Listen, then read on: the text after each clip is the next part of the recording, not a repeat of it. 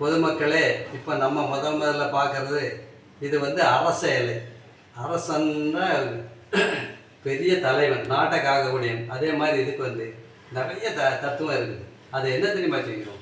இதை வந்து கடுக்கை விட சின்னதாக தான் இருக்கும் இதனுடைய விதை. இந்த அரச மரத்து விதை எங்கேயெல்லாம் ஜாஸ்தியாக விரும்பி முளைக்கும் தெரியுமா? பில்டிங்கில் காங்கிரீட் போட்ட இடத்துல அதில் எல்லாம் என்ன செய்யும்? முளைக்கும். அது போய் அதில் இருந்துச்சுனாக்கா எப்போ மழை பெய்யுதோ அந்த காலத்தில் வந்து இது என்ன செய்யும்? முளைக்க ஆரம்பித்தோடனே செவுத்தில் வந்து வெடிப்பு விட்டுரும். அப்போது அதுக்கு இவ்வளோ பவர் இருக்குது பார்த்தீங்களா? நீங்கள் எங்கே வேணாலும் போய் பாருங்கள், எங்கேயாவது ஒரு செவுத்தில் நல்ல வீரியமாக வளர்ந்து ரொம்ப கம்பீரமாக இருக்கும் இந்த அரச மரம்.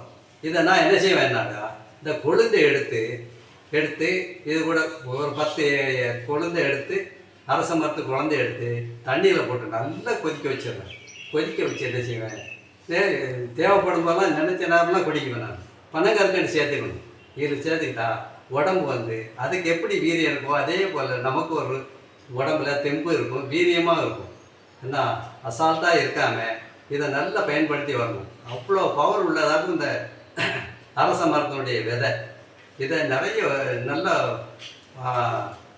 ஒரு உதாரணமாக இருக்குது தெரியுமா?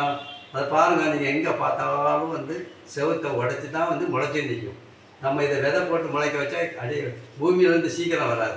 ஆனால் அந்த மாதிரி செவத்துலேருந்து வரும்போது சீக்கிரமாக ஏறி வந்துடுது தெரியுமா?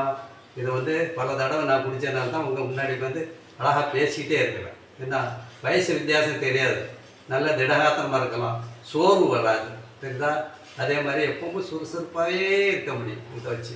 அதனால் நீங்கள் நல்லபடியாக பயன்படுத்துங்க. பனங்கற்கண்டு போட்டு குடிங்க, வேறு எதுவும் தேவையில்லை, 10 பைசா செலவு இல்லை.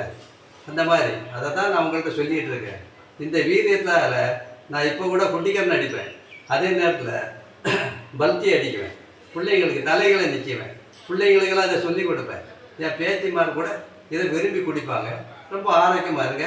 இன்னும் அடுத்ததை வந்து இன்னொரு தடவை பேசுகிறேன். அஸ்ஸலாமு அலைக்கும்.